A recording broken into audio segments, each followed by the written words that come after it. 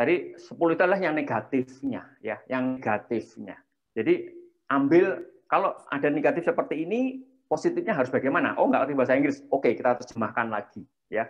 Kalau ternyata kotak panah-panahnya kacau, yuk kita benerin lagi. Kan sebenarnya kan begitu saja ya. Jadi negatif dari yang saya tunjukkan tadi, Anda tinggal ambil positifnya. Jadi difahami satu persatu, dilihat komplainnya. Tapi kalau sekarang saya akan ngomong apa langkah yang bisa Anda lakukan. Jadi langkahnya apa? Mungkin yang dari saya adalah pertama ini. Jadi ada 6 langkah yang perlu Anda lakukan untuk ini. Yang pertama terkait dengan most problem, ya, most problem, ya.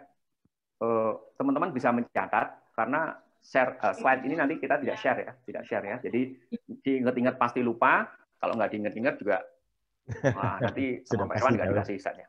Oke ya. Jadi yang nomor 1 adalah ini. Di organisasi Anda itu pasti jelas, yang tadi saya jelaskan adalah top manajemennya siapa. Jadi kalau di organisasi saya selalu membagi organisasi itu cuma 3 level saja. Kuning, hijau, dan merah. Ya, jadi kuning itu adalah top manajemen. Clear, ya, top manajemen adalah direktur atau para direktur. Ya. Kemudian yang penting adalah karena kalau top manajemen klausulnya jelas, klausul 5. Ya. Tinggal Anda adalah definisikan dulu siapa itu organisasi. Siapa middle management yang ditunjuk top management untuk meng-create sistem.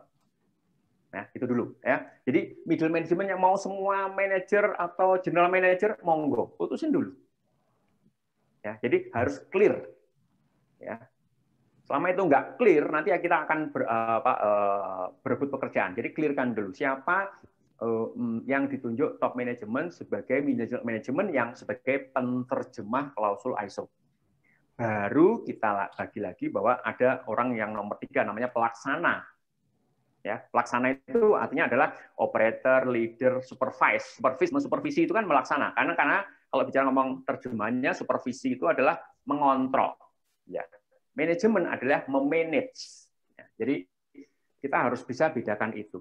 Tapi kan setiap organisasi kan banyak. Ada yang organisasi cuma memang 3 level, ada yang sampai 7 level. Nah, itu harus clear dulu.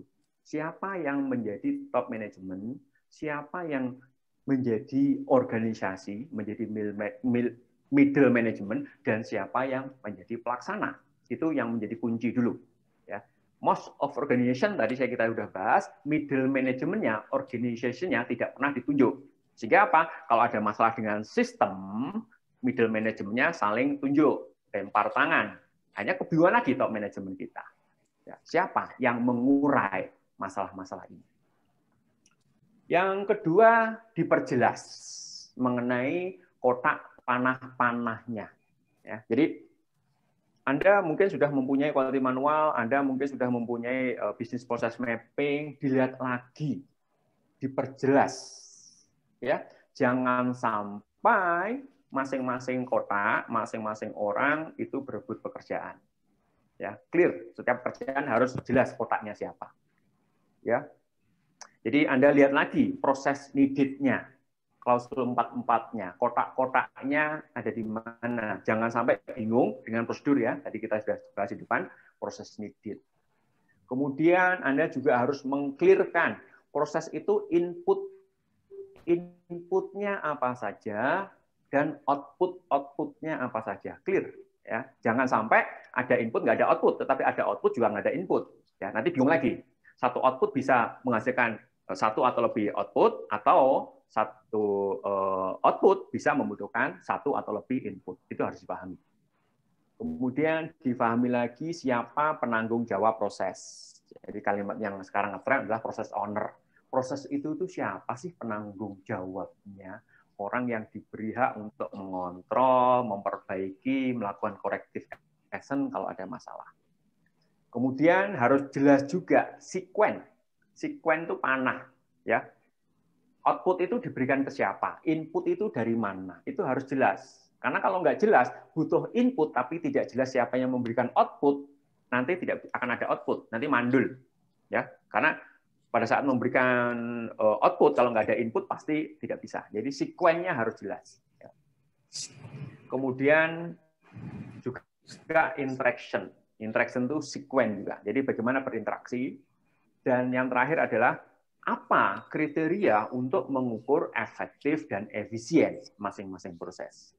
Tadi Bapak Ibu mungkin melihat kalau saya menulis efisien, selalu saya masukin dalam kurung. Dalam kurung. Kenapa? Karena kalau dalam bahasa ISO itu tidak pernah menggunakan kalimat kata efisien. Jadi salah satu kelemahannya ISO kalau Anda mengimplementasikan adalah efektifnya ada, tapi nggak jelas apakah selalu efisien. Karena dalam buku ISO Anda tidak akan pernah menemukan kata efisien. Yang penting memuaskan pelanggan. Lemes nggak apa-apa, yang penting pelanggan puas. Padahal tidak seperti itu. Ya, organisasi kita tetap harus memuaskan pelanggan dan tetap harus efisien.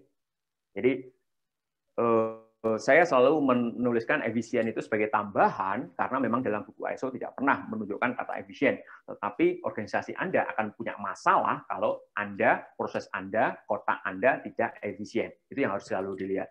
Nah, tugas kita sebagai manajer, supervision, general manager adalah mengefektifkan dan mengefisienkan proses kita. Jadi kita tidak usah melihat proses lain, tidak usah ngomplain proses lain, karena proses lain juga punya kriteria itu sendiri. Jadi apakah proses kita sudah efektif dan efisien, itulah tugas kita. Kita ber-PDCA, kita benerin.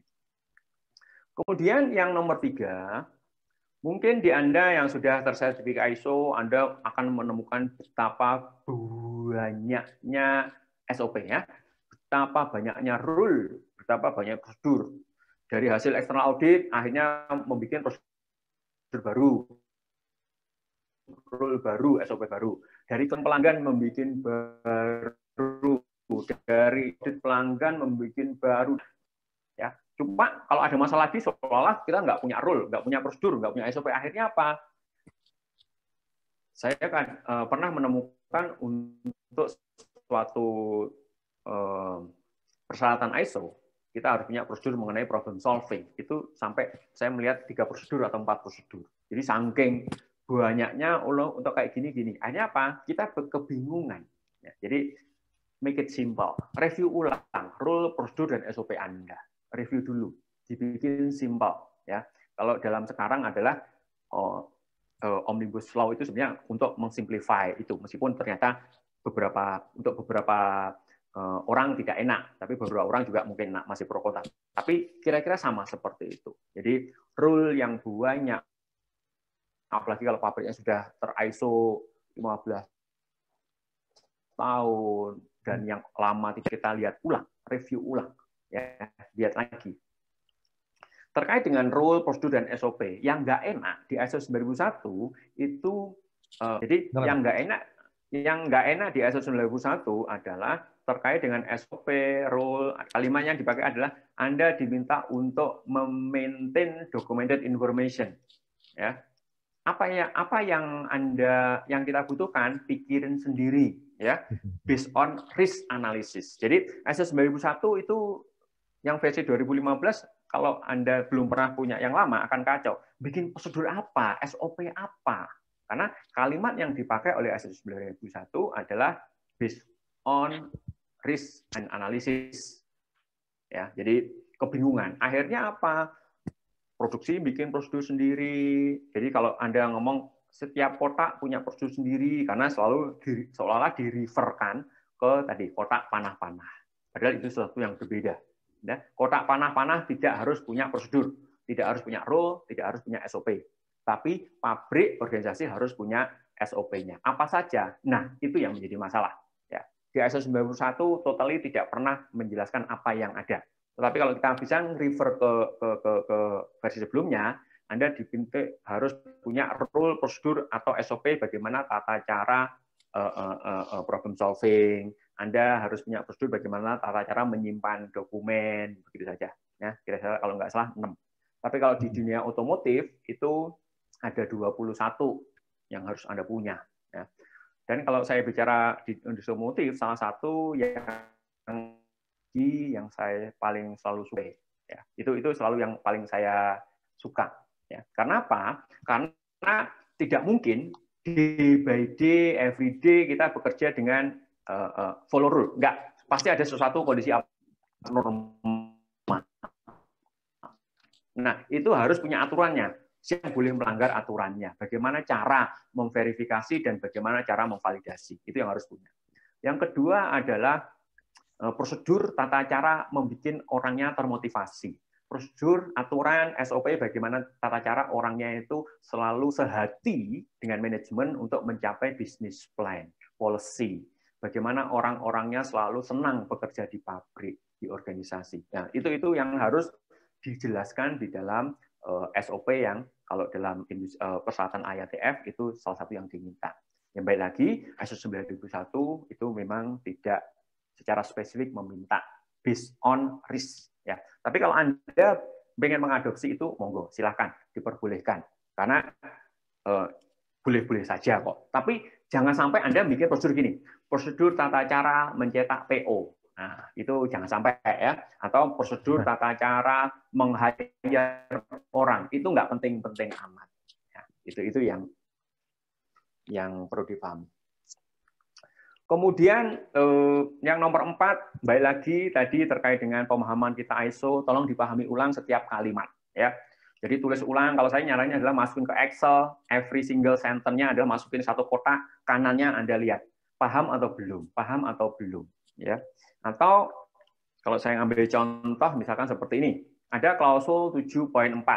Itu ada persyaratan adalah mengenai kalimat komunikasi. Organisasi harus menetapkan bagaimana internal dan eksternal komunikasi terkait dengan quality management system, ya, terkait bla bla bla bla bla. Nah, kalau Anda bisa menjawab ini, mungkin Anda akan enak. Begini cara kami berkomunikasi dengan pelanggan, pemilik organisasi supaya dengan pemerintah. Begini cara itu artinya siapa yang berkomunikasi, kapan berkomunikasi, apa metodenya. Nah, kalau itu sudah Anda bisa deskripsikan, itu akan enak. Ya, jadi every single-nya harus di-clear-kan. Ya, kalau Anda bisa seperti ini, artinya sistem Anda sudah bisa dilakukan. Ya. Dan lihat level pemenuhannya. Ya, tadi saya menyarankan dimasukin ke Excel, every single sentence-nya dilihat satu-satu. Misalkan ambil contoh ini klausul yang 551 ini ya, 5-nya hilang. Top management harus menunjukkan leadership and commitment dengan respect terhadap quality management system dengan mempromoting penggunaan proses approach dan risk-based thinking. Ini klausul yang nongol di versi 2015. Jadi di versi 2015 ada satu perintah yang cukup clear untuk mengingatkan kepada top management untuk menggunakan proses approach dan risk-based thinking.